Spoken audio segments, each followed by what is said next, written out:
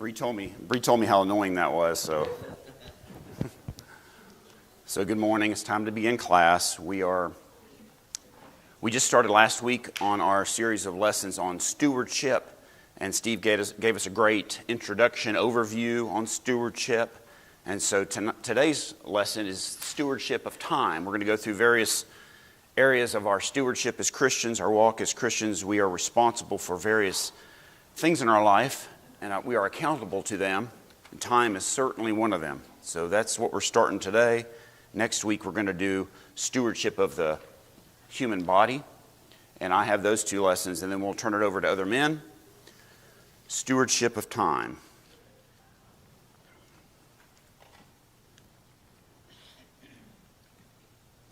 It's hard to advance two devices at once, but I'll eventually get used to it. So, as Steve reminded us, stewardship is a Christian who is entrusted with the goods and affairs of God. And that's what we are to be, stewards of our blessings. We are not owners of anything. We are owned. And that's how we should approach life.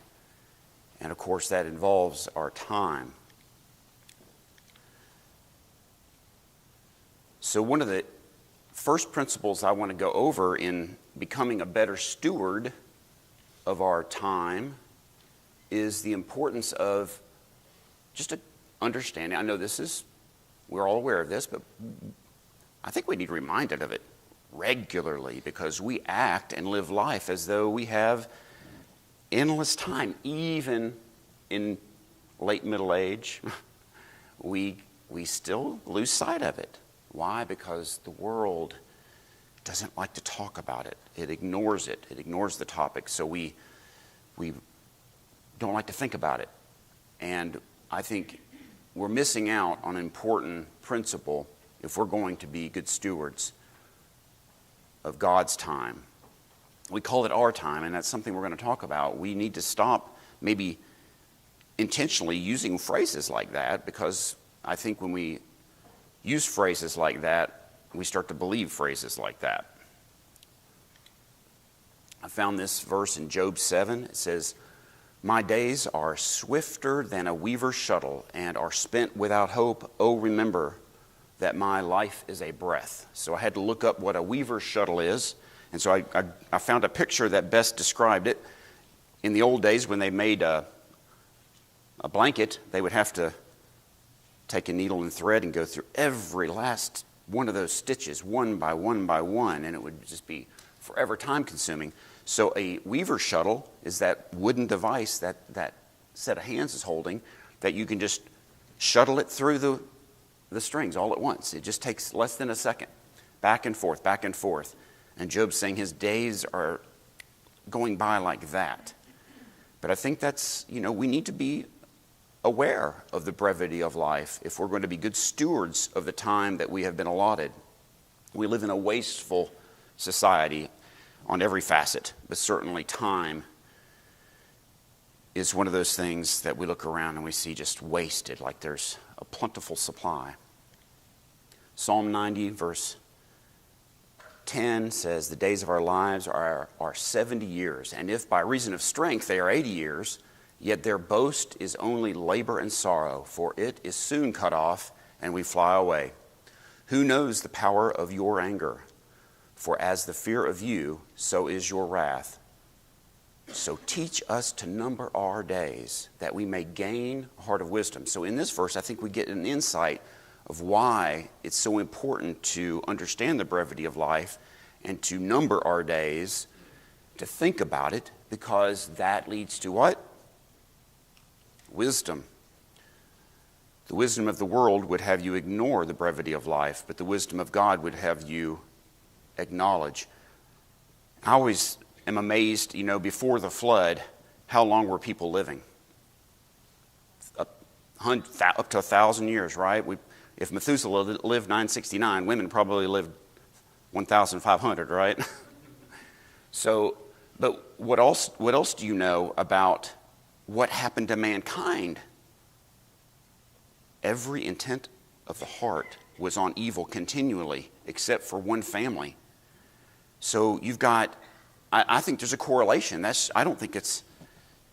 think longevity led to people's self-reliance.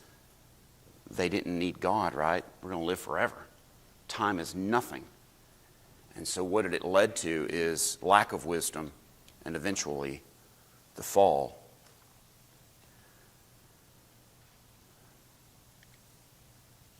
I think this principle, I'm glad the young people are joining us for these series because,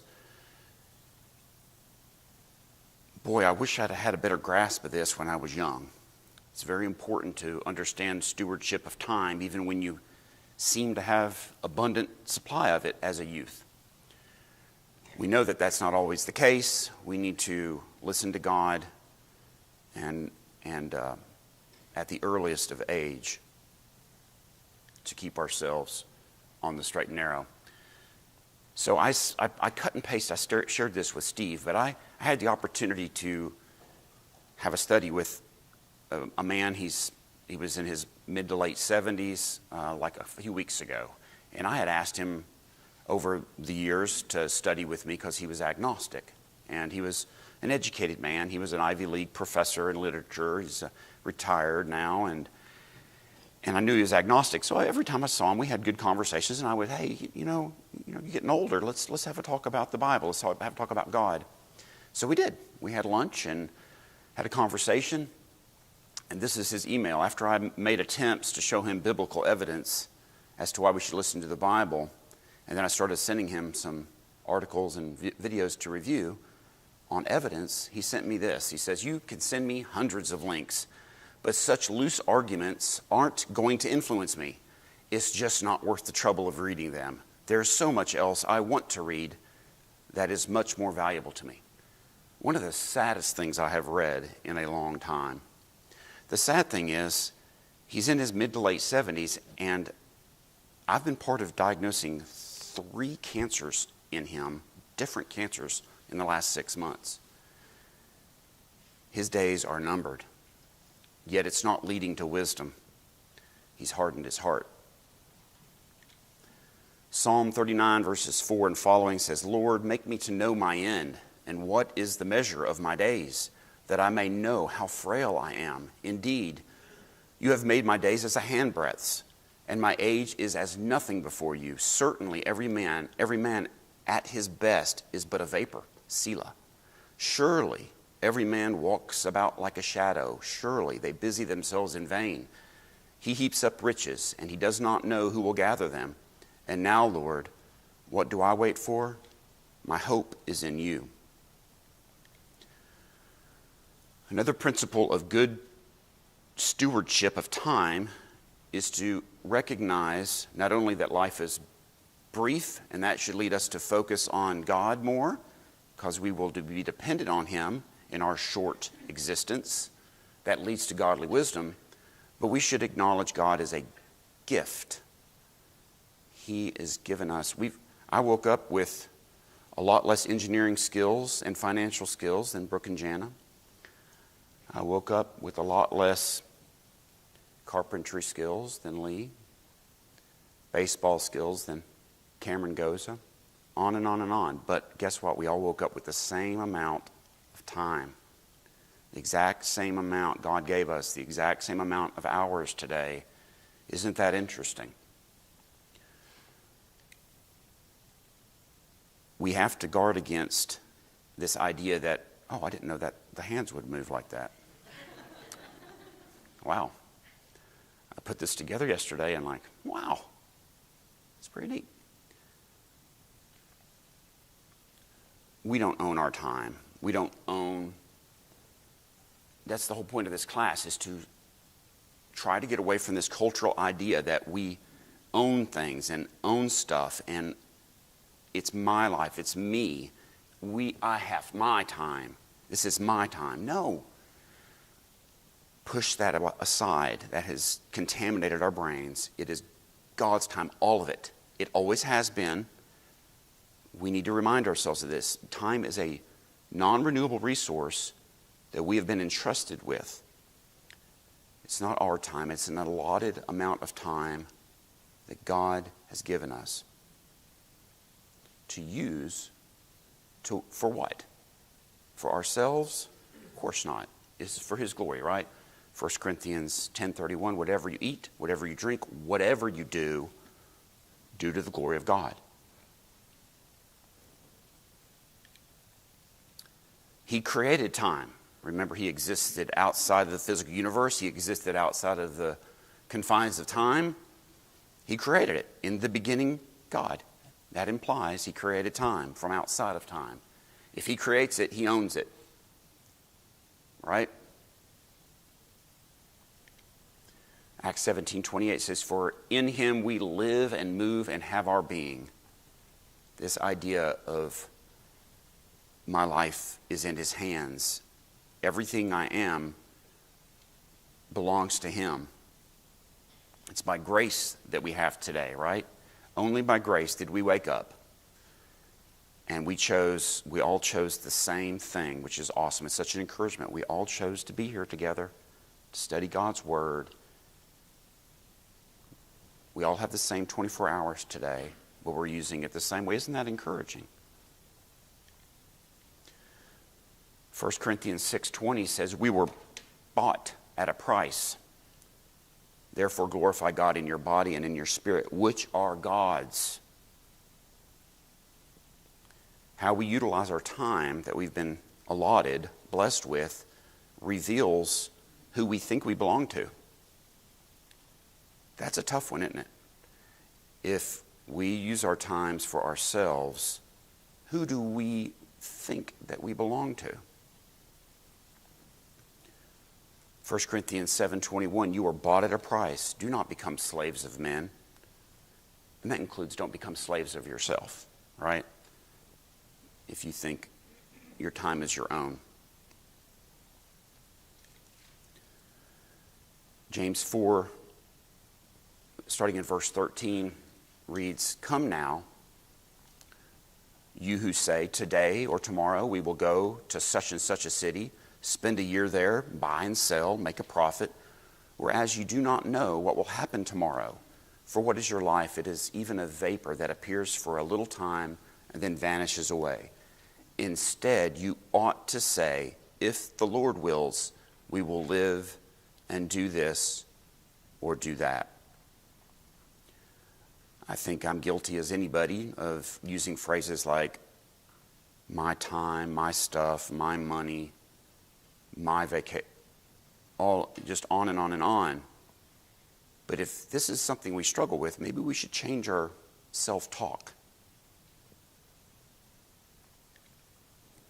1 Peter 4:10, as each one has received a gift, minister it to one another as good stewards of the manifold grace of God. Our time is not a right, it's grace that has given us this time. Any comments so far? Sir? I think it was brought up 2 years ago, the concept, maybe in a Sunday morning class or from the pulpit. You know, you can evaluate at the, you can do your taxes and tax season and see how much money you worked for, and earned your wages. You can go back and look at your budget and you can see, I spent X on this, I spent X on this, I spent X on this. And you can also do that, at work. There's Microsoft puts out something that can track your time in meetings. It can track your time in outside collaboration. It can track your time elsewhere, And you can look at those things, whether it be a week, whether it be a month, whether it be a quarter, whether it be a year, and you can evaluate even Apple, on the phone. You can say screen time. I spent this amount of time on this app, this app, this app. And I think that Will Haven, looking at myself and evaluating all those metrics and all those ways to evaluate where we spend our time, where we spend our resources. If you look at it critically, you can say, well, if I spent the most at Target, maybe we need to evaluate what we're purchasing at and make sure that I'm allotting my resources correctly. If I do that same thing at work, like, man, I'm bogged down in meetings. I need more head down time to be more productive. So if we evaluate that on a larger scale in our Christianity, if I do that, how much time am I allotting, appropriating for godly matters? That's a great point, and I think we need to do a little self-examination regularly on this topic because, again, we drift back towards what the world uses time as. We look more like the world. I remember several months ago hearing about a Chinese classroom where they're experimenting with AI technology where the computers are watching the kids' eye movements and they can track how much true attention the kids are giving the class versus daydreaming. And then Big Brother is watching you, right? And I'm like, but we got to remember God is everywhere, omnipotent, omniscient. We can't hide our misappropriation of our time. While you were saying that, I looked up 2 Corinthians 13:5. Examine yourself as to whether you're in the faith. Test yourself. That's what you're basically saying. I need to spend some time, ironically, how I spend my time and make adjustments. Don't compare myself to other people, how they're using their time. We'll talk more about that in a minute. Principle of good stewardship of time also involves managing our time a certain way. We are general managers. I thought about the time in the Air Force where I was asked to manage a primary care clinic way before I was ready to manage a primary care clinic. Just because, as Steve knows, if you spend in the medical side of the Air Force, if you spend time, you get ranked no matter who you are and what you do. And so all of a sudden you outrank 2 years, you outrank people. All right, you're running the clinic. I was not good at that job. My question to everyone is, would you hire yourself? If you owned a business, would you hire yourself to manage it? If you examine yourself on these principles, how are you using your time for the Lord?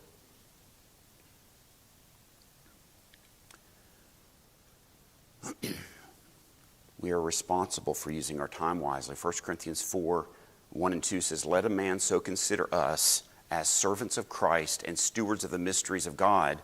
Moreover, it is required in stewards that one be found faithful. This is one of those, I just found this morning. I said, well, what's the context? So I went back and read 1 Corinthians, the end of 1 Corinthians 3. Here's what it says. You are Christ's, and Christ is God's. Let a man so consider. In other words, that's a horrible chapter break. You belong to Christ. Christ belongs to God. Let outsiders look at us, consider us, and see something different about us, that we are servants of Christ and stewards of His. When outsiders in our life look at us, they should say, that's an unusual use of time. Why don't they go to the game on Sunday? Why don't they go to practice on Wednesday? Why are they using their time this way? Why are they studying the Bible? Why are they setting up Bible studies? Why are they using so much time? Remember what 1 Peter 4:4 says? They will think you odd, that you do not run with them. And it's that same flood of dissipation, speaking of evil of you. We need to live lives that are odd to the outsider. In 1 Peter 3:15, it says we should be ready to give an answer, right? We should live questionable lives. Because if they don't ask us a question, how can we give an answer? There's supposed to be something so odd about the way we use our time that it generates questions in those that look at us. I think, too, it's not just being found faithful or different from the outside world, but it's also being found faithful by God about what you do. God wants you to be found faithful in what you do. And that's God wants us to be faithful. Not only the world should see it, but God needs to see it. We studied Joseph a couple weeks ago. What a great example of a steward in every aspect of his life, it was all about God. Even in the hardest of times, he didn't make excuses as to why his suffering could lead to turning inward. He was all about God, and he was a wonderful example of stewardship. Principle of good time, stewardship of time. We will give an account. Steve kind of touched on this. We're going to stand judgment for how we use our time, our 24 hours today. So I need to approach, Eddie, you need to approach worship seriously. Put everything you have into it. I have to give an account of that. We can't sleep on the job. Mark 13:32 says, but of that day and hour no one knows, not even the angels in heaven, nor the Son, but only the Father. Take heed, watch, and pray, for you do not know when the time is. It is like a man going to a far country who left his house and gave authority to his servants and to each his work, and commanded the doorkeeper to watch. Watch therefore, for you do not know when the master of the house is coming, in the evening, at midnight, at the crowing of the rooster, or in the morning, lest coming suddenly he find you sleeping. And what I say to you, I say to all, watch. We must guard against the blessing of time being used as a temptation to sin. Almost every blessing God gives us, Satan can use to tempt us in sin. It's remarkable. Money, talents, whatever God has given us, Satan will try to use against us. Are we going to use our time for our own pleasure? Let's make more money so I can do more things that I want to do and buy more things that I want to buy.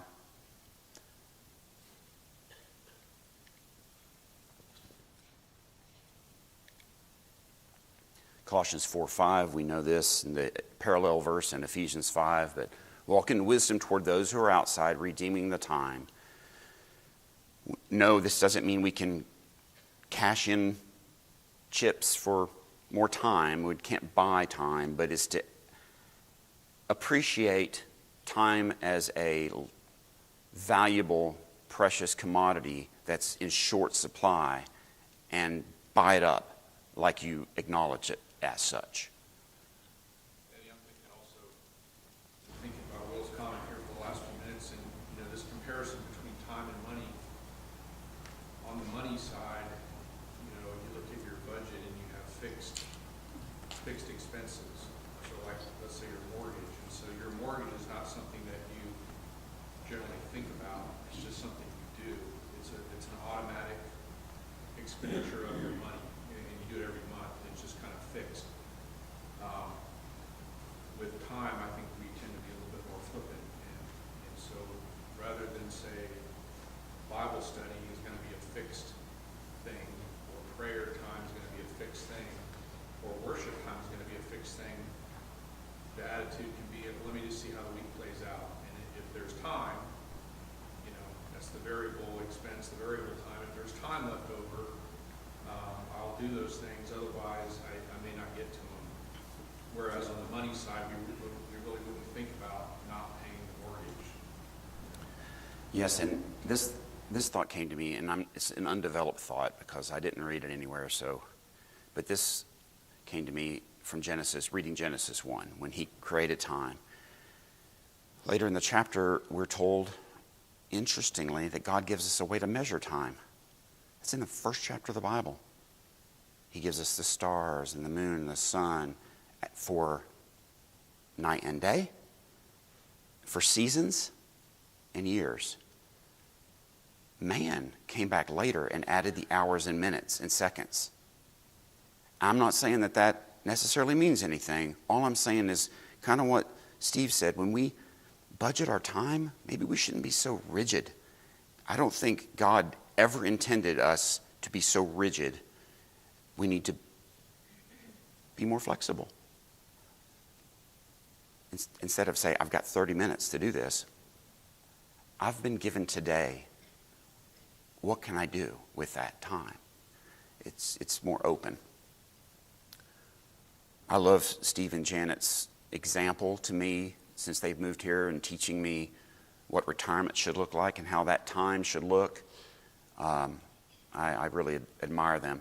I couldn't let this pass on this verse, the context of Colossians 4, where I just read, redeeming the time. The very next verse says, let your speech always be with grace, seasoned with salt, that you may know how to answer each one.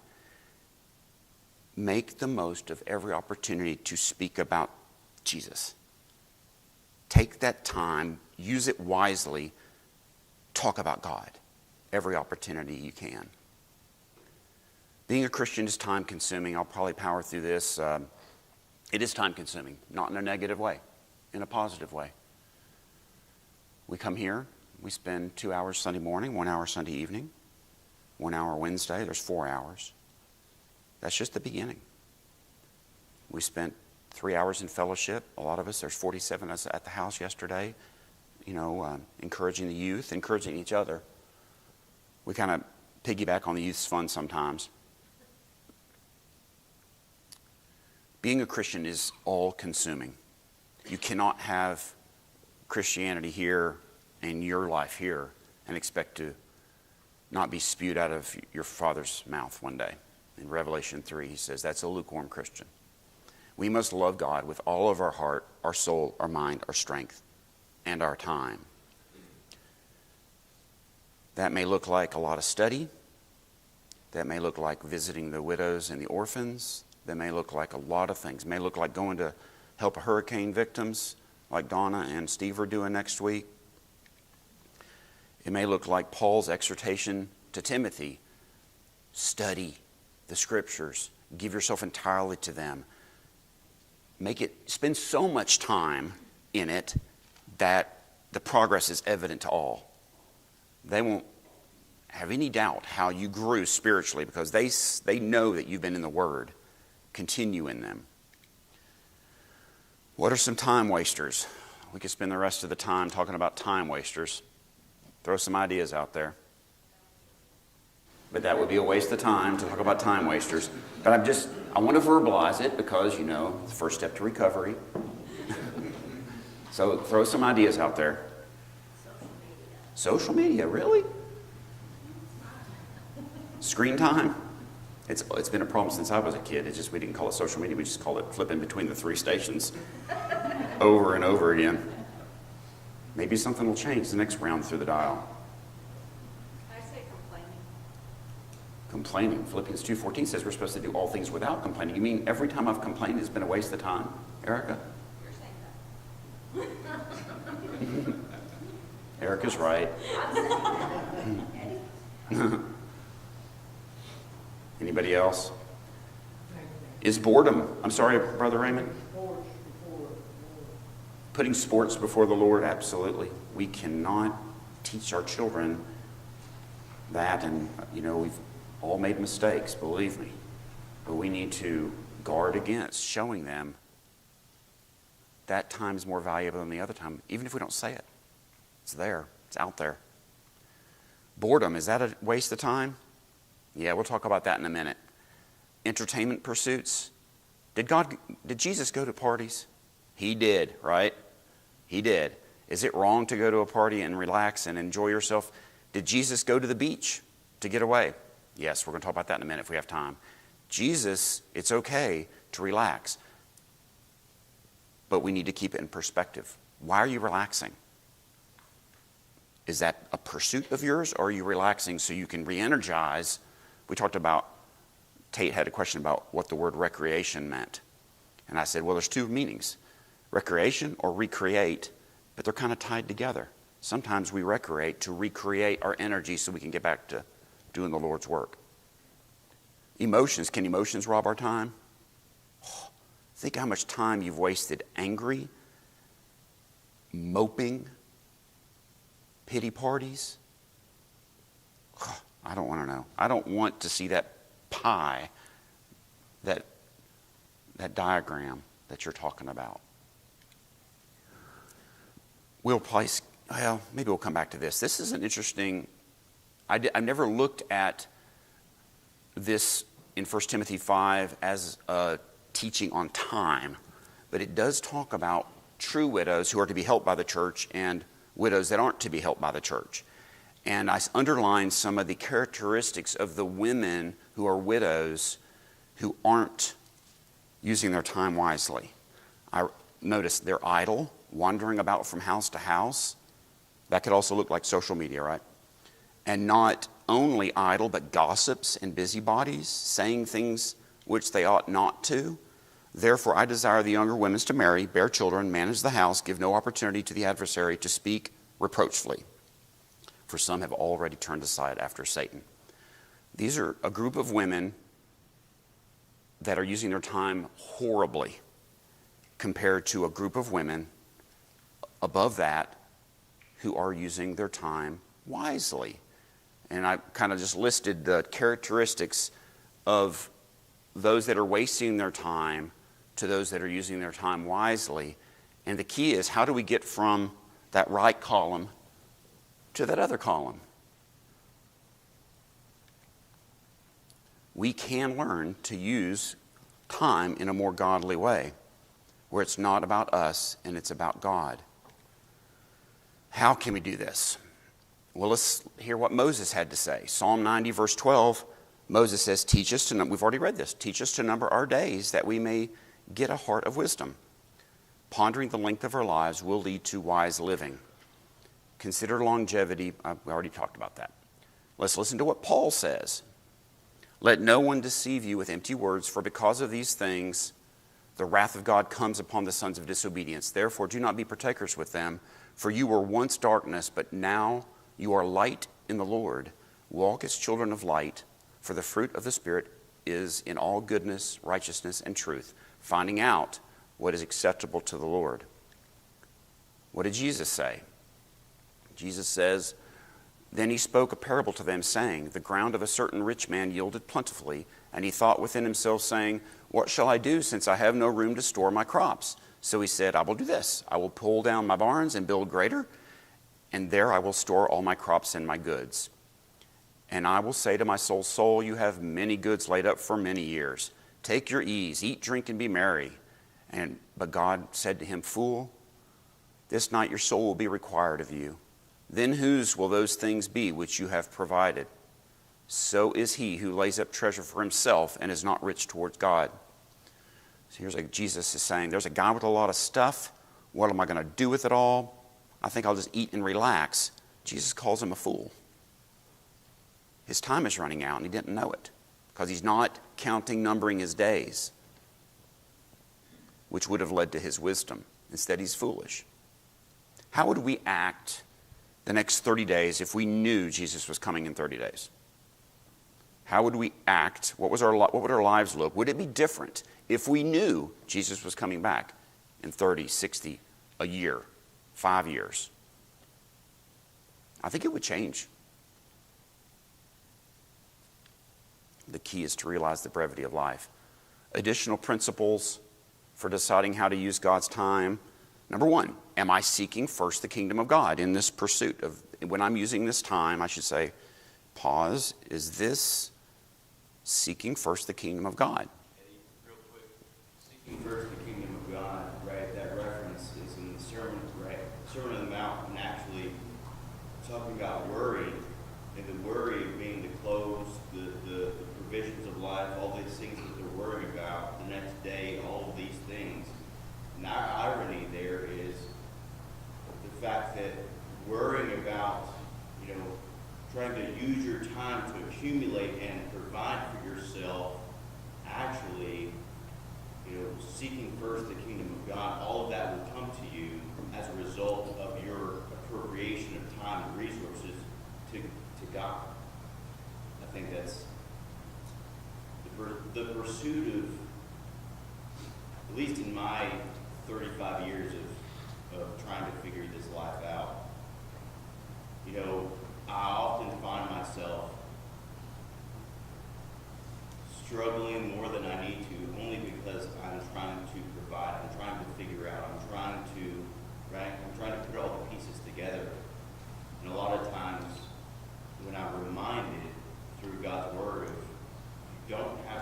it's not up to you to figure it out, right? I don't know. Sorry to pause there, but I think the irony there is evident. I appreciate that, Will. And, you know, and we should be emboldened to take more risks for God because we're part of a family. We got each other's back. Steve could be working a second job after retirement. You know, he could be doing that. He's chosen, like, no, I'm going to just make it about service. I'm just going to all in. If his house burns down again, again, I said, you know, we got his back, right? So that should embolden him. Number 2, is the use of the time best for the church? Number 3, does this use of time make a contribution to God and my neighbor, the objects of our love? Number 4, does the use of time rob me of something much more vital? Ooh. That's a good one. I think when we are in the middle of something, we need to say, could I be doing something else? I'm not trying to make us all, this is a tough lesson, you know, because every single one of us needs this. One thing that you probably won't hear up here is a class on, you guys are wearing yourself out. You need to learn to relax. Let's go back and let's look at Jesus. He took, you know, we're probably not going to need that in this culture. We're going to get what we need. We sometimes need a kick in the gut. You've heard what would Jesus do? I like Brad Harabs. I think he said, years ago I heard him say, instead of what would Jesus do, it'd be like, in the middle of what you're doing, could you stop, drop to your knees and say a prayer thanking God for the opportunity to do that activity? That's a pretty good way of living life, right? Number 4 made me think of Mary and Martha. Oh, yes. Mary and Martha? Using your time the right way. Yes. is what's important. Right. I mean, there's nothing wrong with cleaning and getting ready, preparing for the physical needs of the world. But you may be robbing yourself, Martha. You have an opportunity to sit at Jesus' feet. You have an opportunity to be at worship. And what are you doing instead? You're robbing yourself. Don't do it. Number 5, am I growing as a servant of God by using the time this way? Okay. I'm going to skip that slide since I kind of mentioned it. Don't waste time. It's far too valuable. I've never thought of this, but I heard, I think I listened to a sermon a few days ago or a couple of days ago that mentioned this. And I'm like, well, that's cool. Jesus taught us to use fragments. And I forget what Janet was saying. It made me think of this passage. But, you know, when he fed the thousands in John 6, and so when they were filled, he said to his disciples, gather up the fragments that remain so that nothing is lost. I think it was mentioning the time waster of boredom. You know, like, let's plan for boredom. Let's plan for it. So when we get those fragments, we could listen, like Brooke was telling me, he was listening to a podcast. Shannon listens to podcasts. Maybe you got a Bible on your phone. You could pop open and read a little bit. Maybe you could send an encouraging text to somebody. Let's eliminate those time wasters of boredom and use those fragments for good. Jesus taught the principle of using the fragments. I thought that was cool. Okay, ultimately, this is how we're going to end our class. I got 5 minutes. Look to Jesus for the ultimate example in time management. I remember passing the age of 33 and saying, wow, what have I accomplished? Because it's a milestone, right, for a Christian, because Jesus went to the cross at 33. And what did he accomplish in 3 years of ministry? Saved the world, took care of the sin problem. Insane. What? Went to occasional party, liked to go to the beach. We're going to look at that in a second. We got to look to Jesus for our example in perfect time management. So, how did Jesus use his time? So, 2 or 3 days ago, this popped into my head, this idea, and I said, I'm just going to go through all 4 Gospels, and everywhere it looks like Jesus spent time, I'm going to write it down. I ran out of time, ironically, but I made it through Matthew and Mark, so I'm going to share some of my findings. I thought it was so cool to do that exercise. So how to use this time? This is the most important thing if we run out of time. The key to his success at time management is he lived life with his purpose in mind 24/7. I must work the works of him who sent me while it is still day. The night is coming when no one can work. John 8:29, and he who sent me is with me. The Father has not left me alone, for I always do those things that please him.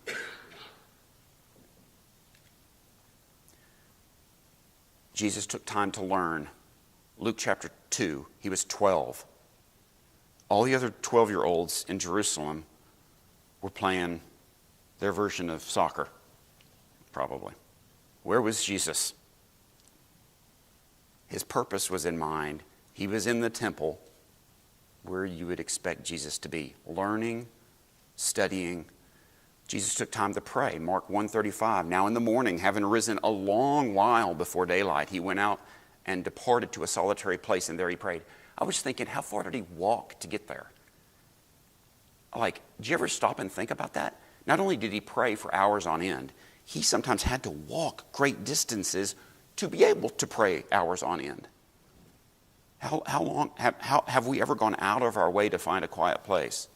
More than a 10-second walk. Wow. Jesus took the time to teach. John chapter 4, the woman at the well, we know he went way out of his way. He could have gone straight north along the Jordan River, but he said, I must go to Samaria, because he wanted to meet this woman and teach her. Providentially, he knew it was going to happen. Jesus took the time to serve others. All right, so here's my results in the last few minutes. These are just my observations. In Matthew, the very first mention of time that Jesus used was a 70-mile walk to the Jordan River to be baptized. How far will you go to do the Lord's will? Second, the second mention of time in the book of Matthew was a 40-day fast, preparing to be tempted of the devil. How much time do we spend fasting and preparing to be tempted? He did lots of traveling on foot, unbelievable amount of time. I just stopped counting the traveling he did, bouncing all over the place. He went, in his life, the southernmost part was Egypt, the northernmost part was Tyre and Sidon, and, east of the Jordan. He did a lot of footwork. How does his example change how we approach the Great Commission? Next, preaching, teaching, and encouraging. That was just oozing on every page. He spent too much time. This is just the 3 years of his window of his life. He was so busy in chapter 8 that he did not arrange for his own lodging. Steve, you ever been on a mission trip and you just didn't even care about where you were going to sleep, or did you plan ahead? I mean, if you said we're going to Honduras and we don't have any place to stay yet, I don't think I'd have gone. We got there and it was a sweet, sweet place. Healings. That's another word for serving. That we could substitute serving others, because that's a lesson for us. Making disciples. Isn't that part of the Great Commission? He spent all night in prayer over picking his 12 apostles. Just that one topic that we're told in the Scriptures.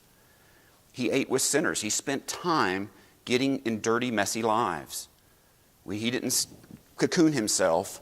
He got in there. He spent time delegating. That's a lesson for us. He spent time rebuking. That's something we often avoid, isn't it?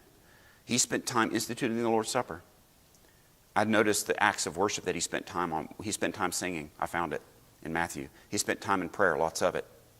He spent time with individuals that society considers outcasts. He spent time suffering on how did he spend his hours on the cross? In the midst of suffering, how did he spend his time? Wow. Encouraging, teaching, giving hope. I also ran across, this is a study in and of itself, but we're out of time.